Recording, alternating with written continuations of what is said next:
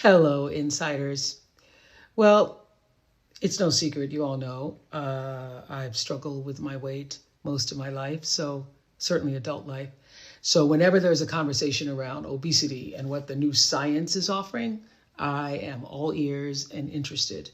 And we here at Oprah Daily wanted to delve deeper into the science and psychology of weight and obesity. So, it's the subject of our latest Life You Want offering. And I'm so pleased that we get to share it with you all because I got to sit down with leading specialists in the field of obesity and weight loss for what proved to be a really profound conversation. You can check it out in the link below. And what we learned from our experts is first and foremost this: obesity is a disease. The American Medical Association declared that 10 years ago, and somehow I missed that memo or didn't really just click until this show. We learned that all the willpower, the diet and exercise cannot change your brain because it's a brain thing in how your body is regulating weight. So if you are an adipose store, another word for fat, someone who holds on to fat easily, your brain wants to keep you at a certain weight. Well, I certainly have lived that. But to have the science verify it, mind blown. Because we all have put so much blame on ourselves and carried the weight of shame. But we got a big aha in this conversation. It is not our fault. It's the way our brain works. Hi guys, it's your girl Keisha Dixon. Welcome back to my YouTube channel. If this is your first time here, welcome. I'm so glad you found my channel because on this channel, you'll be coming along with me on a journey as I continue to lose weight. Now, using the medication Wegovy. Oh my God, you guys, I am so glad you guys tuned in today because I have something so interesting, if I can say the least. You guys, today we're going to be talking about all things Oprah Winfrey interview. Oh my God, I hope you guys have seen it. If you have not, I will be plugging in some clips for you to at least get a taste of what was going on. But one thing's for sure, they are talking about the GLP-1 community and the world is listening. If you want to hear my thoughts on this interview, stay tuned. We have a lot to talk about. So you made it here, so go ahead and subscribe and click your notification bell so you don't miss any of my future uploads. Okay, so first and foremost, your girl took a lot of notes. Okay, I was watching that interview like it was school, honey, like class was in session. So let's just get into it. Oprah Winfrey started the show. She has an audience on the stage with a panel of experts. And she starts the interview off by giving the headlines. She's talking about how Wegovy, Ozempic, and Mounjaro is on the lips of every news station. It's on every newspaper, you guys. It's in the blogs. It's all over TikTok. Everybody is talking about the GLP-1 medications, good, bad, or indifferent. Okay? Honey, they can't keep our business out of their mouths. But anyway, then she goes on to talk about the statistics. She goes on to say that by the year 2035, that it's going to be more than half. So 1/4 of the world is obese. But by the year 2035, if we don't do something about this crisis, half the world will be obese. Okay? And then she goes on to say that obesity kills more people than malnutrition. I thought that fact was like mind-blowing. Like obesity kills more people than malnourished people. So that was an eye-opener for me. And then she goes on to talk about her journey, how she's been ostracized and how her highest weight was 237 pounds. She goes on to talk about, how over the years her weight has been exploited, and it has. As far as I can remember, Oprah's weight had been going up and down. And it is so crazy how all the things that she had to achieve being a Black woman, how when she finally makes it, the media wants to focus on her weight. I can say so much more, but I'm just going to leave that there. But then she goes on to talk about her panel of experts. Dr. Fatima Cody Stanford is there. She's the associate professor of medicine pediatrics at Howard Medical School Plus. And then Dr. Rachel Goldman is a licensed psychologist in private practice and clinical associate assistant professor in the Department of Psychiatry, plus Dr. Melanie J., who's a primary care physician, board certified in obesity. I love that there's an obesity board certified physician there.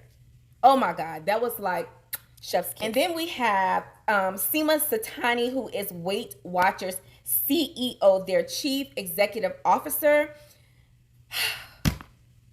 Y'all. So Oprah starts the interview off with Dr. Fatima. Dr. Fatima explains to the world about obesity being a disease. She gets into the clinical part of it. She gets into trying to explain how we have to recognize that obesity is no different than having hypertension or diabetes, and that we have to treat it as such.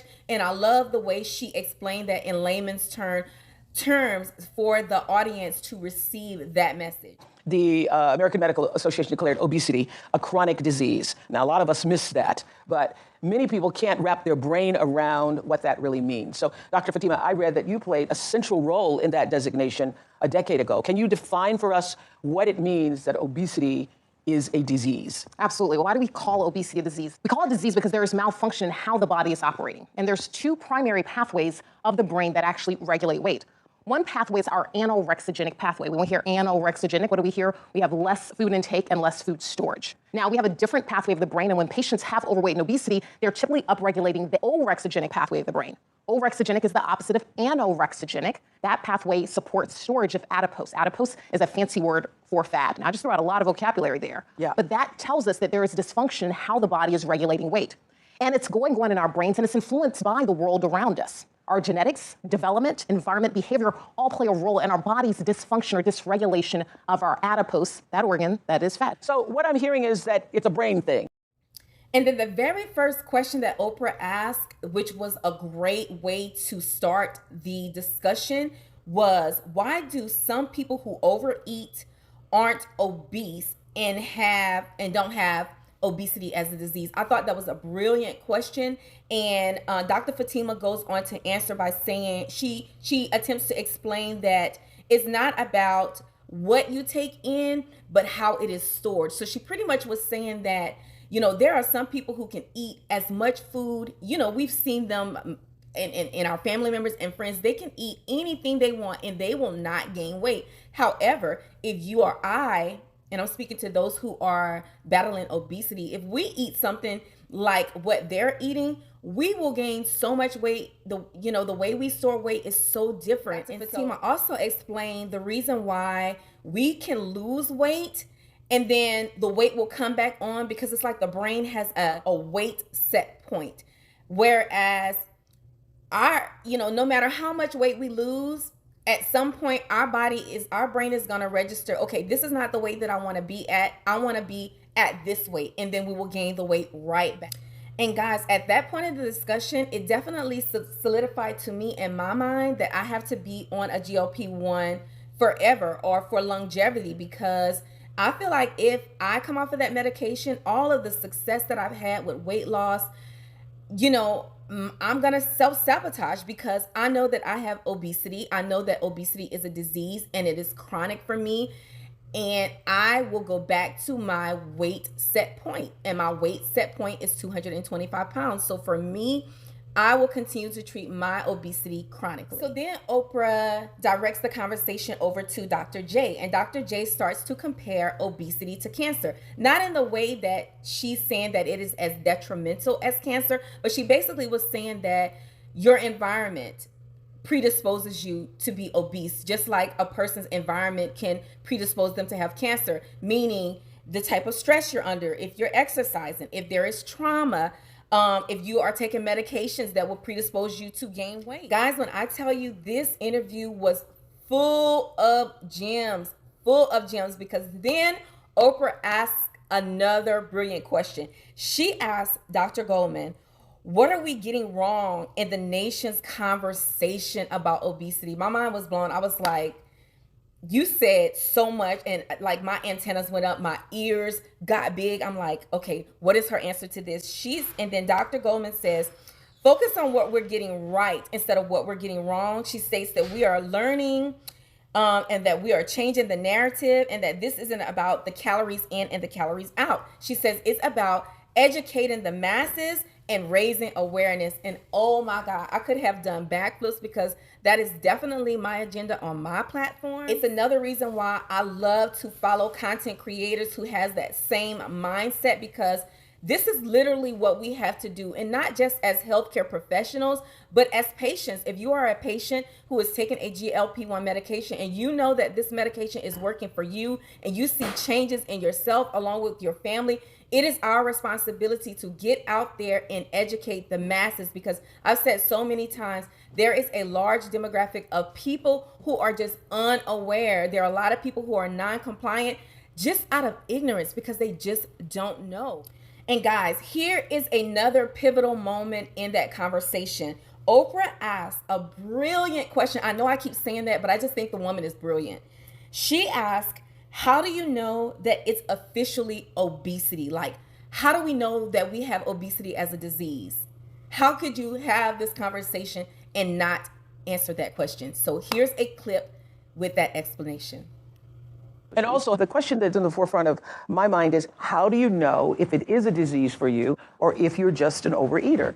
Yeah, so like Seema was talking about, that for some people, they really struggle, right? And I think the first place to begin is that if you are somebody that has tried on your own making those lifestyle changes and are really struggling to lose that additional weight, to get in the healthy, just to feel healthy, then that could be a sign that it's time to seek additional help, right? And what I mean by that is, go for a consult, see your medical provider, see a healthcare professional, and ask, be curious.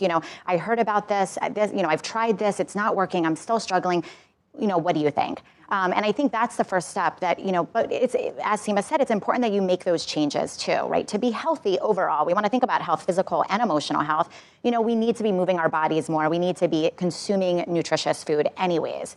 So I think, if you're already doing that and you're struggling, you don't see the number change, although it's not all about the number, we know, but you don't see that and you don't feel good in your clothes. Or if you've tried and failed and right, tried or that and yo-yoing, failed. right? I've yo-yoed my whole life. Exactly. Then that can be a sign that maybe you are somebody that has obesity, which is a metabolic disease. There's other diseases involved as well and puts you at higher risk of other conditions.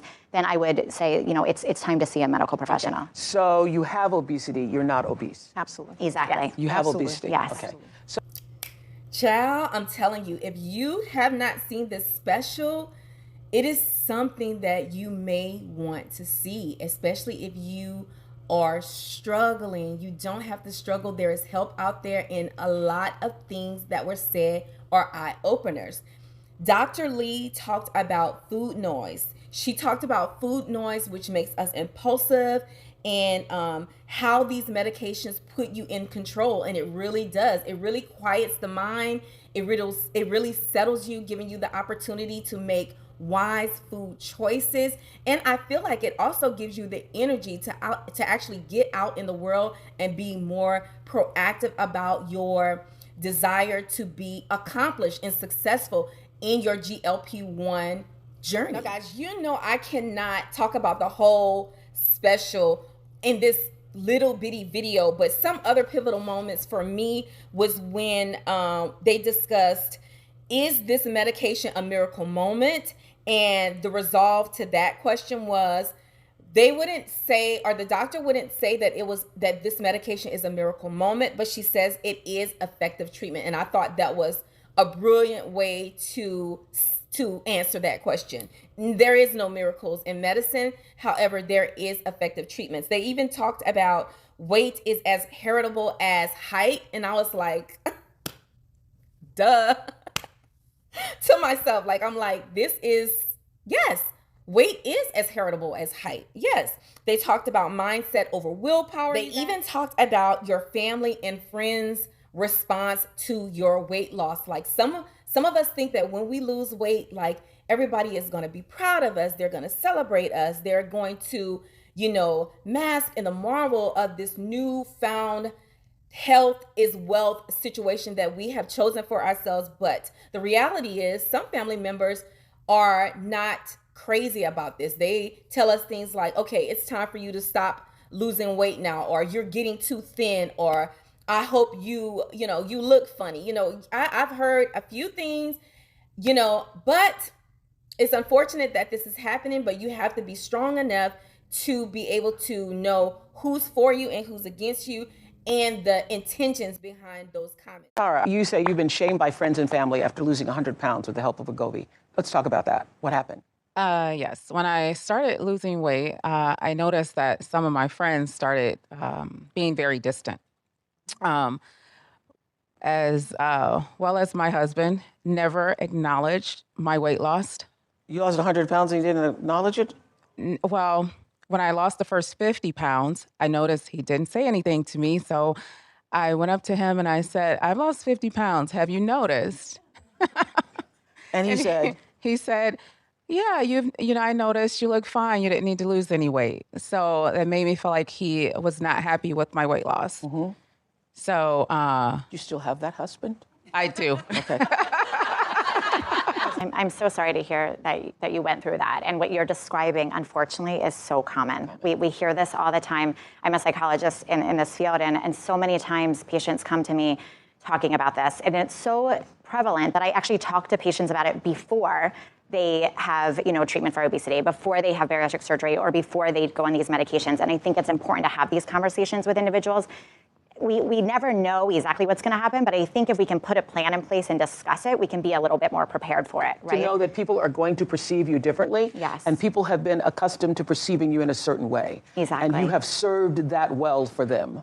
And then when you become, from their perception, somebody different, they impose whatever that judgment is about that upon you, although you know that you're the same person.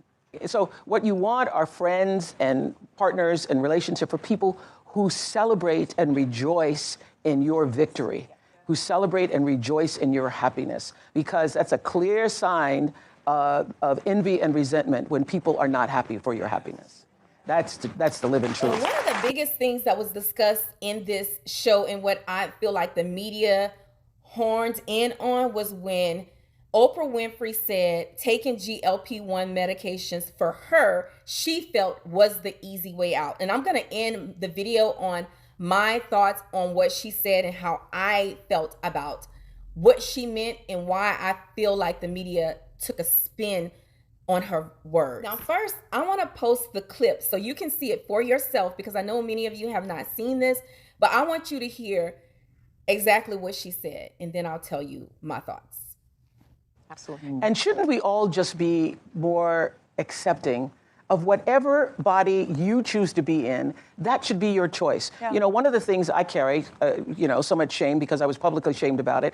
And even when I first started hearing about the weight loss drugs, at the same time I was going through knee surgery, and I felt, I've got to do this on my own. I've got to do this on my own, because if I take the drug, that's the easy way out. Now I hear about Triple G, and I'm like, but there's a part of me that feels like I think a lot of people felt with or feel with bariatric surgery, that I've got to do it the hard way. I've got to keep climbing the mountains. I got to keep suffering. I got to do that because otherwise I somehow cheated myself. Now, first and foremost, there were a lot of people who made comments, stating they felt like Oprah Winfrey should have said whether or not she was on a GLP-1 medication. And also the fact that she said that she felt that she would be taking the easy way out. Okay, so put this into perspective. If you are not of African-American descent, you've not grown up in the culture, just put yourself in our shoes for one moment. You have a successful Black woman who is overweight. She is the first of our kind. Okay, she's in front of billions of people who watch her all over the world, and they're looking for her to make any mistake to talk about it. Oprah Winfrey, in her shoes, is responsible for all the little girls that are looking up to her, the women who aspire to be her, because I can promise you, many of us do. And so I can just imagine being in her shoes and having that responsibility and having the pressure of doing everything right. Because if I do anything wrong, those little girls who look up to me, I'm going to let down. So in my mind, I'm thinking, okay, I have to do what is expected of me. And the expectation as a whole is for us to get off of our asses get into the gym, put the damn spoons down, and do it the right way. So to me, that's what she meant. I don't think that, and I honestly do not feel like she was slighting anybody or saying that it was an easy way out. I feel like for her, with that type of pressure, that was the point that she was trying to prove. You know, so many people look at her, and that's just another thing for them to talk about. They already think that every celebrity that loses weight is now on GLP-1 medications, and that may be so. I'm pretty sure a large percentage of them are or aren't, but for the respect of saying it as gently as I can say it, whose goddamn business is it anyway? It's nobody's business if she is taking a GLP-1 medication or not, because the purpose of the video was to get the word out about this medication. This conversation was not about Oprah Winfrey and what she does to lose weight. It was to bring awareness to obesity and GLP-1 medications. So who gives a damn if Oprah Winfrey is taking GLP-1 medications or not? It was her platform that she used to bring awareness. So if we can stay focused on that and get out of her personal business and take her out of it, I think the conversations about her and this interview would change. And furthermore, I'm going to take one further step and setting the record straight that when it comes to Weight Watchers, Oprah Winfrey is on the board and she is an investor, but she only owns 8%, you guys. And I think that because she is now the face of Weight Watchers, everybody thinks she owns it and makes all the decisions, but she doesn't. Oh my God. It burns me up when I see people make statements like, don't you own Weight Watchers? Didn't you buy Sequence? No, she didn't. Weight Watchers bought Sequence and Weight Watchers. You guys, at the end of the day, Oprah only owns 8% of the company. Now, is her voice heard in the company? Yes, it is. But you guys, everybody wants to find somebody to blame in every situation. And unfortunately, in this situation, it's going to have to be Oprah. And because she's this big name, it's just something that she has to walk with. But be mindful, you guys. She only owns 8%. Now, that's my take on that situation. That's my opinion. I hope you guys attended my live discussing this because it's going to be a major conversation. I know you guys have opinions about this conversation and I want to talk about it. So drop down in the comments and tell me what your personal thoughts was on this interview. What are your views on Oprah percentage stake in Weight Watchers? And also, what are your views on Sequence being a part of Weight Watchers? Now, what's your thoughts on Weight Watchers owning Sequence and their role in GLP-1 medications? Guys, I really honestly believe that this is a great pivotal moment in obesity awareness because nobody was ostracized more. Nobody's weight has been exploited more than Oprah Winfrey. No one's. And if there has been, please drop down in the comments. Please drop down there in the comments. I can say probably Rosie O'Donnell. Rosie O'Donnell is another one. But anyway, drop down in the comments, have this discussion with me. If you made it to the end of the video, thank you guys so much. Please comment, like, and share this video. You guys know this helps my channel. And I love you guys. Good luck on your weight loss journeys. And I'm definitely going to see you in my next video. Hi, I'm Keisha Dixon. I'm a lifestyle influencer, and I'm glad you found my channel. I post weekly videos, so make sure to hit your notification bells so you don't miss any of those future uploads.